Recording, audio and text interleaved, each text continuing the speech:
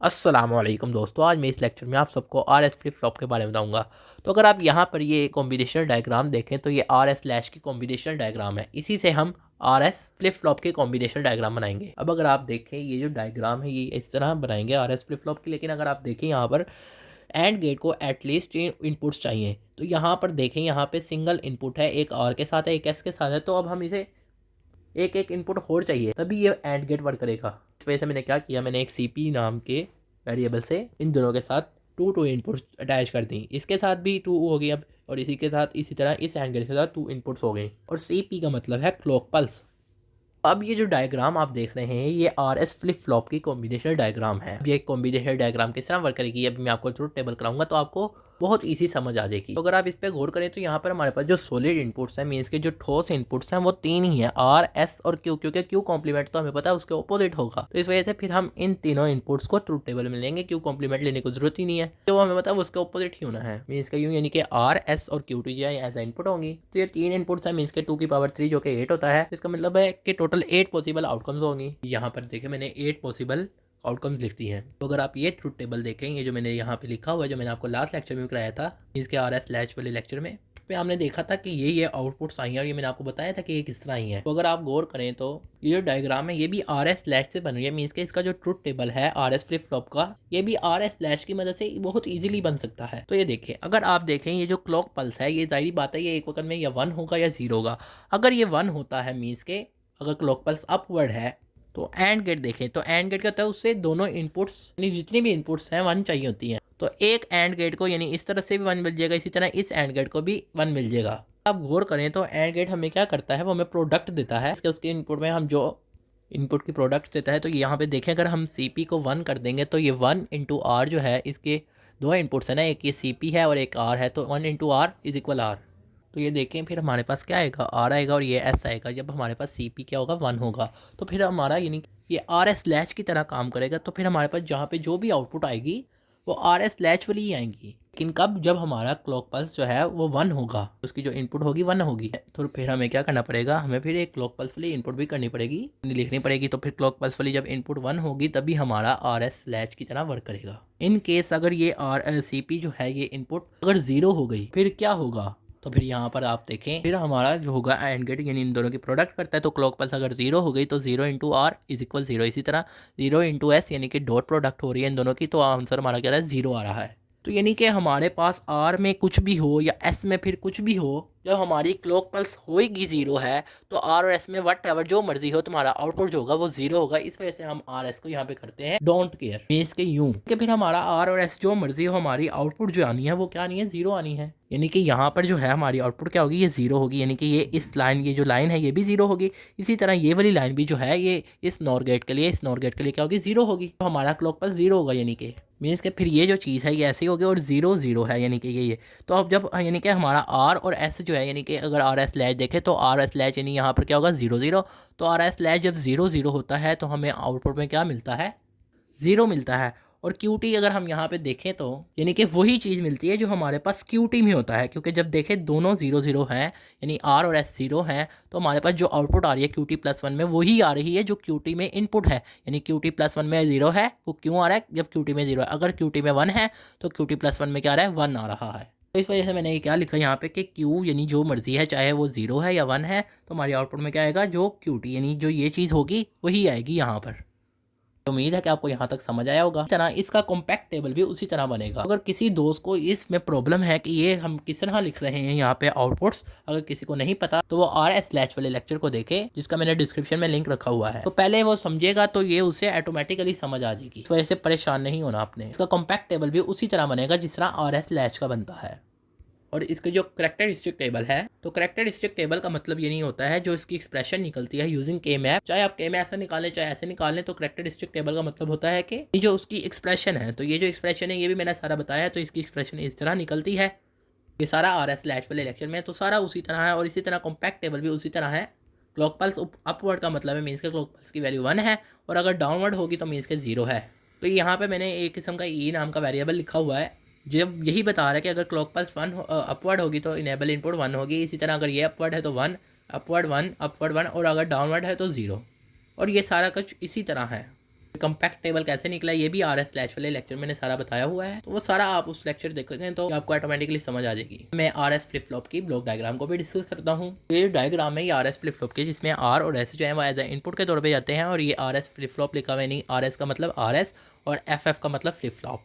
तो R का मतलब मैंने आपको पहले बताया था, R का मतलब रीसेट होता है और S का मतलब सेट, और ये Q और Q कॉम्प्लीमेंट जो है इसके आउटपुट है। अब मैं आपको क्लियर और प्रीसेट इनपुट के बारे में बताता हूँ कि उसको हम किस तरह बनाते हैं और किस तरह लिखते हैं ट्रुथ टेबल में उसका। तो CLR का मतलब होता है यानी क्लियर, और प्रीसेट का मतलब प्रीसेट।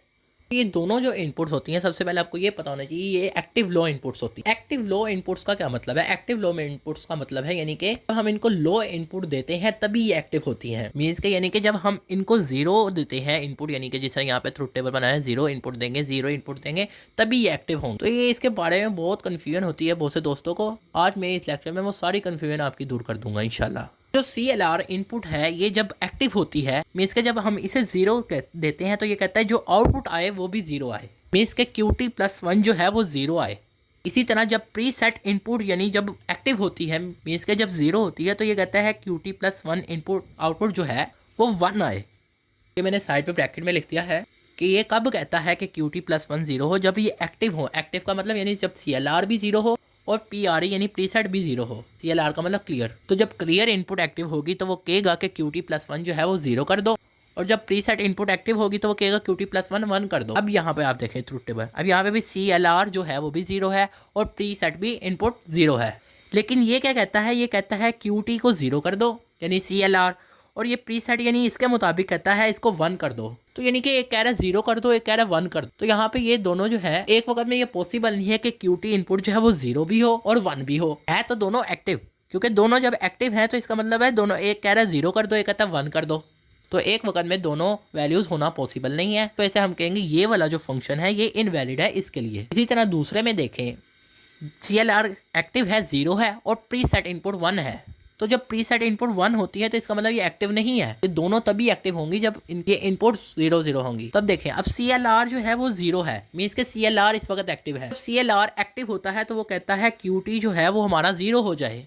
तो अब ये एक्टिव ही नहीं है, फिर हम इसको देखेंगे नहीं क्योंकि ये 1 है। इसी वजह से मैं कह रहा हूँ कि ये एक्टिव लो इनपुट्स है, क्योंकि ये लो इनपुट पे एक्टिव होती है, मीन्स के जब इनको जीरो देते हैं। तो अब यहाँ पे एक्टिव क्या था? CLR था, तो उसकी बात मानी गई। इसी तरह अब यहाँ पे देखें नेक्स्ट में, तो यहाँ पे 1 0, तो यहाँ पे एक्टिव क्या है? यहाँ पे एक्टिव है प्री इनपुट, क्योंकि CLR जो है वो 1 है, वो एक्टिव नहीं है। ये तभी एक्टिव होंगे जब इनके इनपुट जो है जीरो होंगे। तो इस वक्त जो है वो प्रीसेट इनपुट जो है वो जीरो है। तो प्रीसेट इनपुट जब जीरो होती है, मीन्स के जब प्रीसेट इनपुट एक्टिव होती है तो वो क्या कहती है? QT+1 यानी जो आउटपुट है हमारी क्या कर दो? 1 कर दो। तो फिर हम यहाँ पर लिख देंगे 1। अब नेक्स्ट केस देखें तो इसमें क्या है? CLR भी 1 है और प्रीसेट इनपुट भी 1 है, मीन्स के दोनों ही एक्टिव नहीं है। जब दोनों ही एक्टिव नहीं है फिर हमारा जो फंक्शन उसी तरह काम करेगा जिस तरह पहले कर रहा है। इसके अगर पहले इनपुट जीरोस है तो वो जीरो की तरह करेगा, अगर वो 1 है तो 1 की तरह। तो ये क्लॉक्ड ऑपरेशन वाला है, ये मैंने इससे पहले वाले लेक्चर में समझाया, उसका भी मैंने डिस्क्रिप्शन में लिंक रखा हुआ है। बहुत से दोस्त ये पूछते हैं कि क्वेश्चन किस तरह आते हैं, जिसमें लिंक रखा हुआ है नीचे डिस्क्रिप्शन में, वहाँ से जाके देखेंगे तो आपको पता चल जाएगा कि वो किस तरह क्वेश्चन कर, क्योंकि वो मैंने पहले ही एडवांस आपको समझा दिया था। लेकिन मैं अब भी आपको एक क्वेश्चन करा देता हूँ ताकि आपको इसकी फिर भी समझ आ जाए। अब हमारा जो ब्लॉक डायग्राम होगी क्लियर और प्रीसेट इनपुट के साथ, तो वो हम यहाँ पे लगा देते हैं। क्लियर और प्रीसेट इनपुट भी पे मैंने अब ब्लॉक डायग्राम बना दिया, एक को मैंने CLR के साथ जोड़ दिया और एक को प्री इनपुट के साथ जोड़ दिया है। तो फिर ये किस तरह वर्क करेगा? जिस तरह यहाँ पे वर्क करा है इसके मुताबिक वर्क करेगा। मीन्स के जो हमारी RS फ्लिप फ्लॉप की जो वैल्यूज़ आएंगी वो इस तरह आएंगी जिस तरह मैंने अभी आपको समझाई है। यहाँ पे देखें आप, इस तरह डायग्राम R की दिया होगा ये, यानी इस तरह, और इसी तरह S भी दिया होगा। और ये जो CP है ये मे भी आपको दिया जाए या ना दिया जाए। तो अगर आपको ये नहीं दिया गया तो ये आपने इस तरह बनानी है इसकी डायग्राम, जो यानी इस तरह बनेगी कि इनके ब्लॉक्स में फ़र्क नहीं होगा। अगर आप ये देखें ये ब्लॉक और ये ब्लॉक, ये ब्लॉक, ये ब्लॉक, इनमें कोई फ़र्क नहीं है। तो जो फ़र्क वाले हैं वो आपको दे दिए जाएंगे। जिस तरह आप देखें ये ब्लॉक कितना बड़ा है, ये उससे छोटा है, ये फिर बड़ा है, यानी कि इस तरह फ़र्क वाले आपको ब्लॉक्स दिए गए होंगे। और ये वाला जो है वो आपको शायद दिया भी जाए या ना दिया जाए। तो अगर नहीं दिया गया तो ये आपने खुद बना लेना है, क्योंकि आपने इस तरह बनाना है कि उनमें फ़र्क ना हो। तो फिर इस तरह आप करेंगे। उसके बाद ये मैंने आपको सारे अपवर्ड डाउनवर्ड एरो सारा कुछ समझाया हुआ है। जो अपवर्ड एरो है उस वाले में आपने एक सीधी लाइन लगानी है, चाहे आप डॉटेड लाइन लगाने हैं। इसी तरह यहाँ पे भी ये अपवर्ड एरो वाली लाइन में सिर्फ। अब यहाँ पे आप देखेंगे जो लाइन गुजर रही है पहली लाइन, इसमें देखें वन है, यानी कि ये क्योंकि ये अपवर्ड एरो की तरफ है यानी कि वन। इसी तरह ये देखें, ये भी जो लाइन है ये भी ऊपर की तरफ है यानी कि वन है, यानी कि ये जो चीज़ है ये बता रही है कि ये वन है क्योंकि ये अपवर्ड वाली लाइन से गुजर रही है, यानी ये जो है लाइन जो गुजर रही है ये अपवर्ड सरफेस से गुजर रही है, तो फिर अपवर्ड सरफेस का मतलब वन होता है। इस तरह लेकिन अगर आप ये वाली लाइन देखें एस की तरफ, तो ये नीचे डाउनवर्ड की तरफ से गुजर रही है, मीन्स के ज़ीरो। तो अगर ऊपर की तरफ होगा तो वन, अगर नीचे की तरफ है तो ज़ीरो, तो यहाँ पे ज़ीरो है तो इस वजह से ज़ीरो। मेरे पास जब सी पी अपवर्ड है और आर जो है वो वन है और एस क्या है, ज़ीरो है, तो सी पी अपवर्ड है और आर जो है वो वन होना चाहिए और एस ज़ीरो होना चाहिए। तो क्यू टी प्लस वन हमारी जो आउटपुट है वो क्या है, ज़ीरो। ये जो क्यू टी प्लस वन वाले में लाइन है ये क्या लगेगी, ज़ीरो लगेगी, क्योंकि ज़ीरो है उसमें भी। ये कहाँ तक जाएगी, जब तक अगली लाइन नहीं आई, तो अगली लाइन तक इस लाइन को ड्रा करेंगे। फिर आप अगली लाइन में देखें, अब ये देखें ये तो वन ही रहेगा सी पी। इसी तरह आप ये देखें आर जो है यहाँ पे वन है, इसी तरह यहाँ पे भी देखें एस वन है, क्योंकि क्या है ये देखें अपवर्ड साइड से गुजरी है एस की। इसी तरह आर की भी अपवर्ड साइड से ये वाली जो लाइन है ये डॉटेड लाइन गुजर रही है, तो इस वजह से फिर ये वन वन होगी।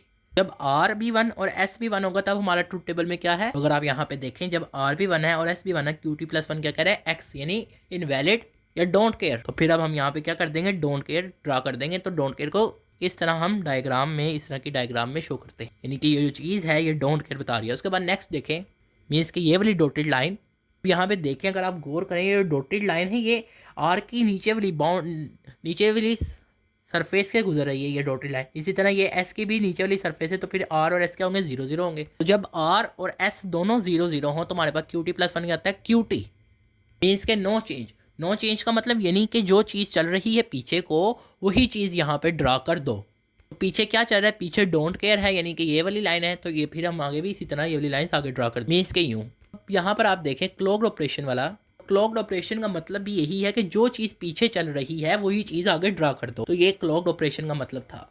और इसको हम यहाँ पे क्यू टी भी लिख सकते हैं, अगर आप लिखना चाहें तो आपको क्लॉक्ड ऑपरेशन का भी मतलब समझ आ गया कि जो चीज़ पीछे चल रही है वही चीज़ आगे चला दो। पीछे डोंट केयर चल रहा है तो आगे डोंट केयर, अगर डोंट केयर के अलावा कोई और जीरो होता तो जीरो, अगर वन होता तो वन। उम्मीद है कि आपको ये क्वेश्चन समझ आए होंगे किस तरह आते हैं और किस तरह हम इन्हें सॉल्व करते हैं। तो अगर भी आपका कोई क्वेश्चन आ गया तो आप कमेंट सेक्शन में पूछ सकते हैं। आप सब दोस्तों का लेक्चर सुनने का शुक्रिया।